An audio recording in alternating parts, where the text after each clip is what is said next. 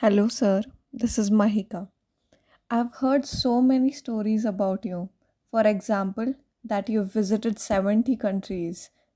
I've heard that you were once attacked by a wild boar in a jungle. So, who are you? Traveler, backpacker, or just a professor? Thank you, Mahika, for your question.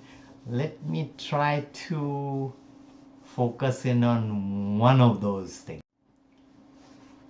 Some years ago, I was talking to a friend of mine at her house, and her niece was there, and she was trying to teach her niece how to use a globe, a proper physical globe.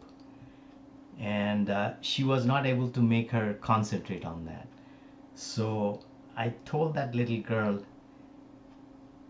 let me show you all the countries that I have visited. I can point it to you and you can read me out the name of the country. And that's how this whole game started. And unfortunately, after about 60 countries, she lost interest and we stopped our counting. So, just for the record, let me enumerate the countries that I have visited. Actually, looked through the entire list of all the countries in the world and see all the places where I can actually remember visiting. So, my definition of visiting a country is the following: if I spend a night on a bed in that country, I consider that country visited. So, for example, I have visited the Vatican, but I never slept there. Therefore, the Holy See is not in my list.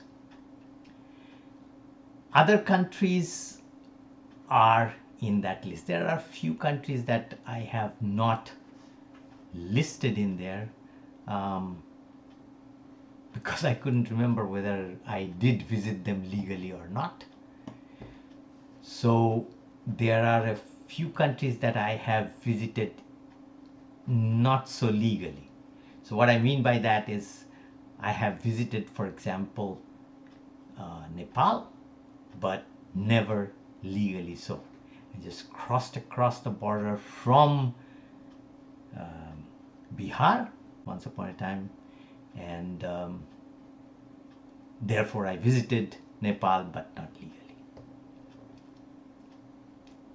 Now, do I consider myself to be traveler, professor, or whatever? Generally I dislike putting myself in some boxes. Am I this, that, on the other? Why can't I be all of the above? I define myself as a curious character, and that's that. Nothing more, nothing less.